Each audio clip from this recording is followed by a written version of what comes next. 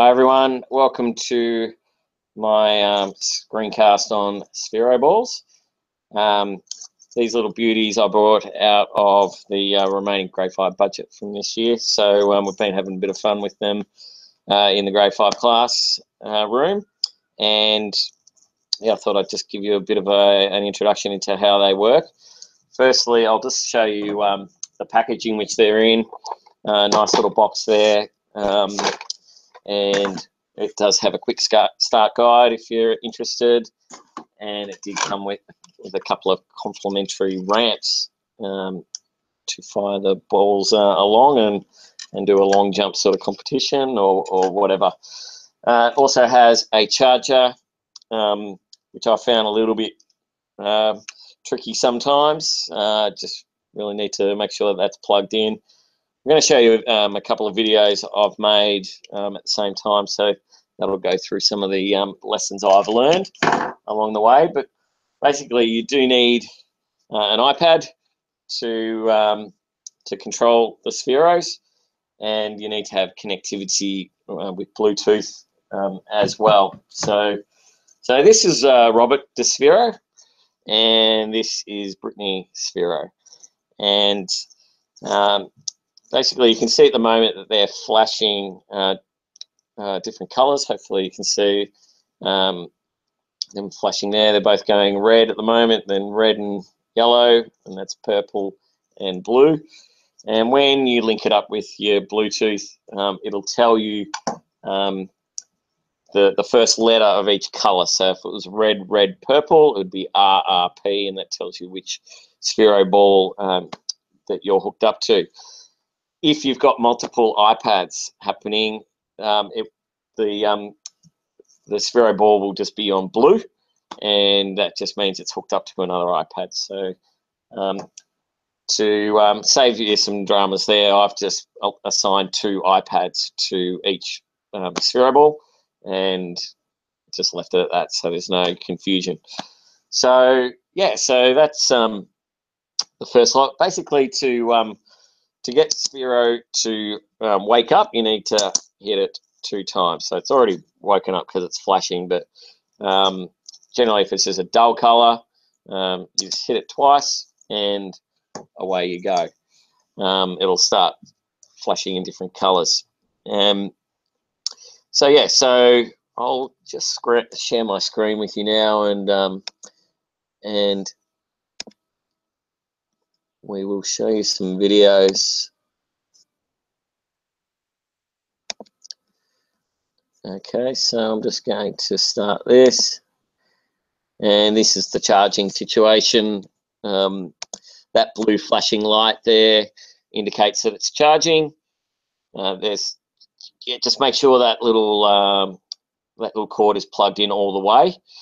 On the iPad here, there's the Sphero EDU app, and that comes up as you go. And here is the iPad Bluetooth settings: red, yellow, white, all the signs there. And this is Sphero ball just lighting up there a blue color, just to show you that he was connected. So that's red, yellow, and blue, which meant that's Robert the Sphero, I believe. A couple of kids come in and help us out. We had Georgia come in and sign in. First thing I found beneficial was just to get the kids to play with it. So it can change color on that app. You can just use the color wheel there to make it change color, and just basically take it for a drive. But first you got to aim it. So you got to press that aim button and basically just align that. Now when you see a little blue dot facing you, that means you are ready to go. So that's Georgia just aligning that there, and off you go.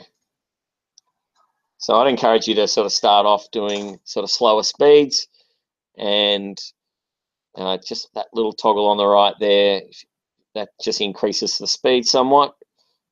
And if obviously the kids want to try and go helter-skelter, and it would cause crashes and all that sort of thing, but that's okay because it's pretty robust. So I set them the kids up a task to draw a square. I thought that would be the most basic sort of activity that you can do.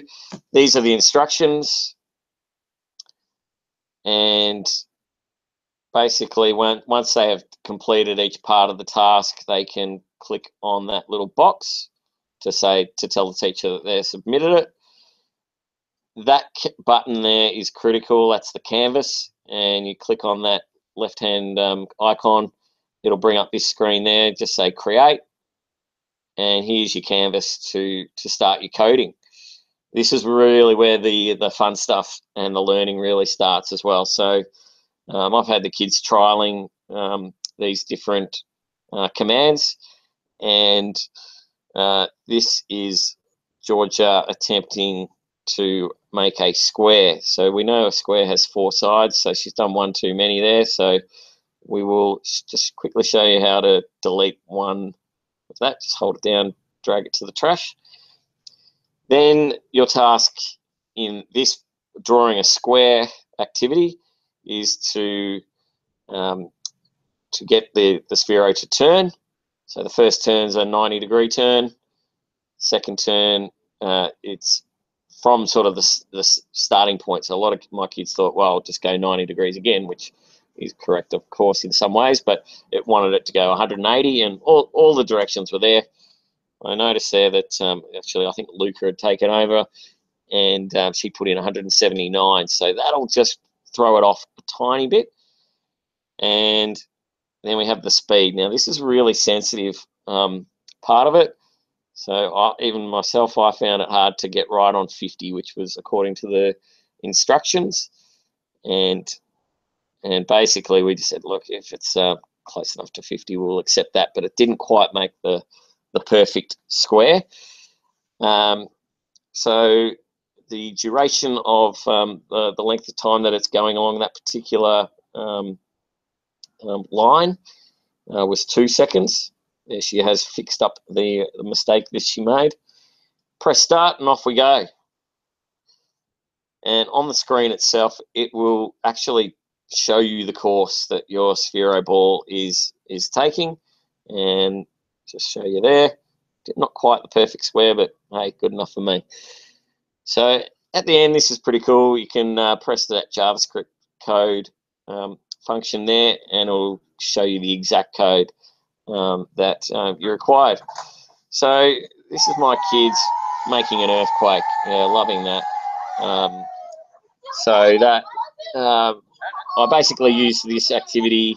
Sphero ball is sent in to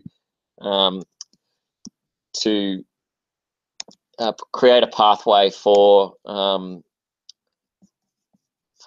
Sphero ball to actually rescue some people that were trapped in an earthquake. We've been doing natural disasters, and yeah, so the idea is that the kids get Sphero to clear some of the buildings, allowing for a rescue team to come through, and we've got a few figurines down there. And yeah, the job was just for a pathway to be cleared, so that they could be rescued. So yeah, there's look, you can set up a class if you want. The kids have got to be over 13 years old to do that, so you need parent consent. I just set up a few accounts in my own name and have and let the kids go under that. So yeah, so a couple of little other features that I'll mention that you can get the Sphero, but there's a camera inside the Sphero ball. You can film its journey, which is pretty cool.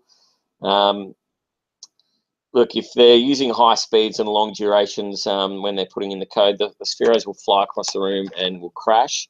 So you probably just want the kids to start off using it in slow speed.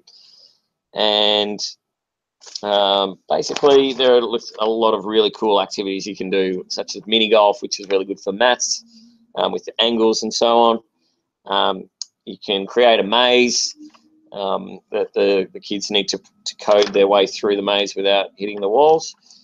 And I did a pretty cool activity called Evil Knievel, which was a all-round STEM activity where the kids designed a ramp, and Sphero had a massive long run up, went up the ramp and over a little Tupperware container, which was the pool, and we had a toy shark in there. Just had to clear that, and so the kids had a lot of fun building those ramps out of cardboard and any other tools that we had. So yeah, so there's a few starting points for you. Really good fun. Kids love it. So enjoy. Thanks.